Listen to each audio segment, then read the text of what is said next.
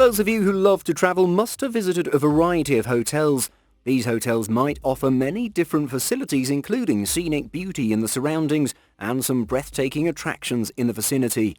But as it turns out, despite having all the best features, some hotels just fail to attract the customer's attention. Can you think of a huge hotel that can accommodate thousands of guests but never got a chance to have even a single booking? You must be thinking it's just next to impossible. But there is a unique example that people find hard to believe. However, it's a reality. Today we would like to share details of this exceptional hotel with you guys.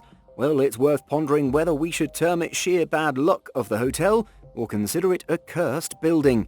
Whether it's the impact of being located in a country that enjoys a very intricate relationship with the developed world, or are the managers just not interested in welcoming guests? This is the tale of a special hotel that stands out in the midst of a foggy blanket. It's a massive triangular building jutting out of the city skyline. Apartments located in the vicinity of this mammoth monolithic structure look like dwarfs surrounding a huge ghost. The incredible building rises 1,038 feet from the ground. Its appearance looks unlike a hotel. If you compare it with the famous Eiffel Tower in France and Chrysler Building in New York, it surpasses them both in height. The huge building has 3.9 million square feet of usable floor space. With 3,000 rooms, its capacity to accommodate a huge number of guests makes it a rival of the largest hotels in the world. Its design includes spacious casinos and lively nightclubs. Despite its immaculate facilities and glittering attractive facade, so far no guest has been able to stay in this hotel. It was completed about 30 years ago, but its wait for the visitors is not over yet. You might have already heard about this strange hotel, but the details we're going to share with you will actually flabbergast you. You may assume that it's located in some far-flung city of the Russian Federation or China, but that's not a convincing proposition. It's actually located in one of the most isolated states of the world, where people hardly get a chance to know about the rest of the world. The country is a nuclear power and is feared by the most developed nations. I'm sure by now you must have an idea which country it's located in.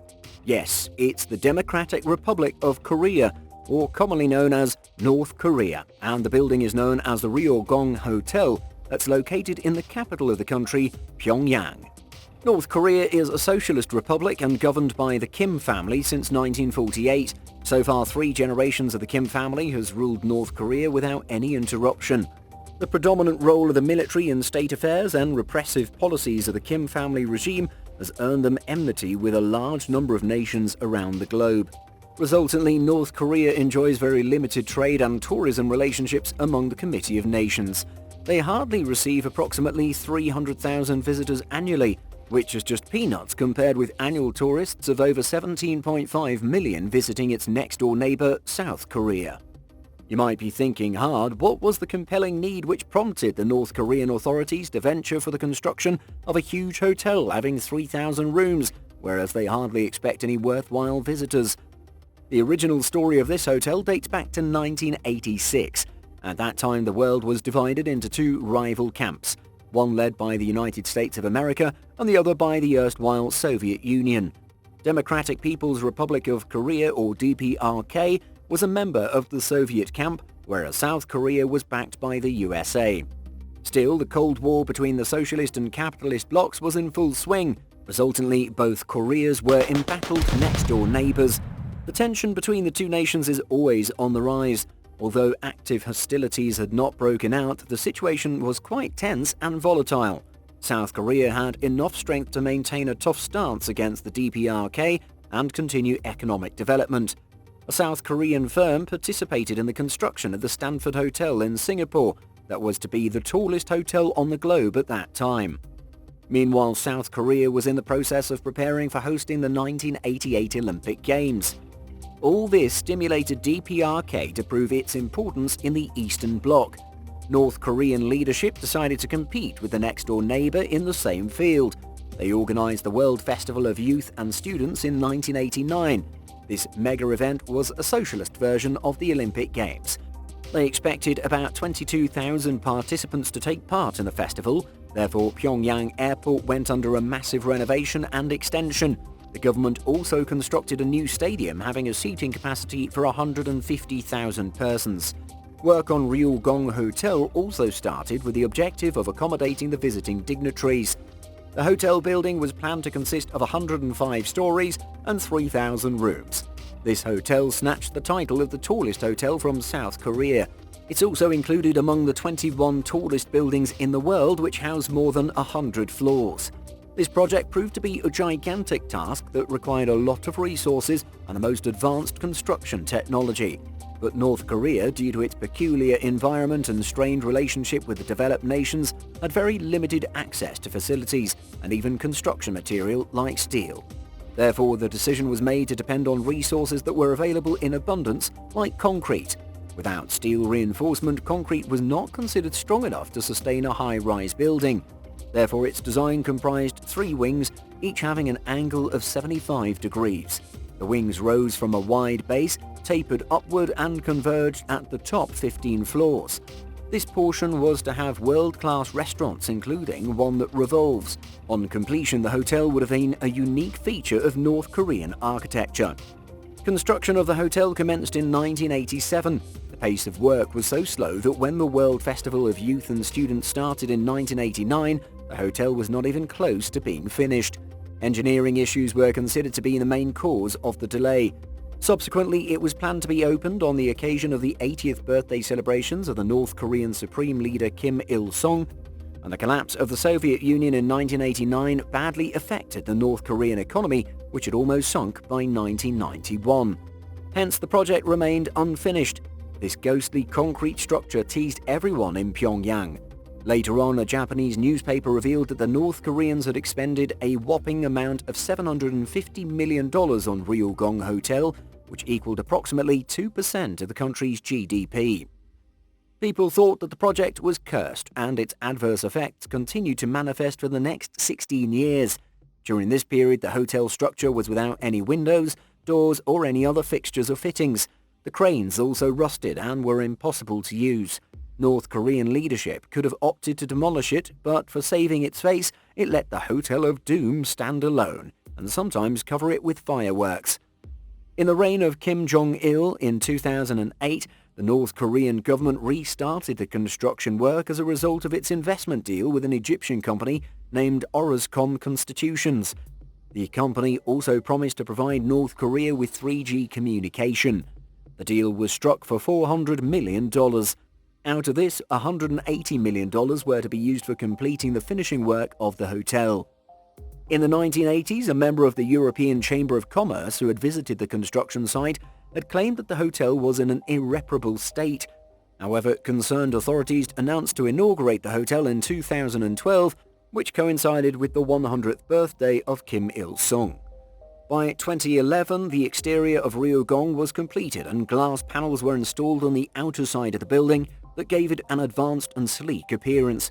But the situation inside the building was still pathetic. In 2012, a group of tourists was accorded one-time access to visit inside the hotel. They were really disappointed, as concrete work welcomed them everywhere, and they must have felt haunted, as the hotel had not yet been connected to the main power grid. Well, at least they enjoyed the view from its top stories. In 2012, a surprising announcement was made by the German luxury hotel group Kempinski. It claimed that the Ryugyong Hotel would partially open under its management by mid-May 2013. Probably the North Korean government finally wanted the project to be completed and made operational. But bad luck struck it once again, as Kempinski silently pulled out of the deal. During this period, new North Korean Supreme Leader Kim Jong-un continued to conduct threatening nuclear tests, which forced US allies and UNO to slap sanctions on North Korea, including import of luxury items. Kempinski's inability to import luxury items forced the project to remain incomplete. In addition, there had been rumors that Kempinski was not ready to rely on the structural integrity of the hotel. In 2014, a 23-floor apartment building collapsed, resulting in the death of 92 families residing there. Acceptance by the state media that the construction of the apartment building was not carried out as per laid-down standards deterred anyone to think about investing in the suspicious hotel. Kim's frenzy for nuclear explosions and maneuvers kept the foreign investors away from North Korea, and hence 3 more years were wasted.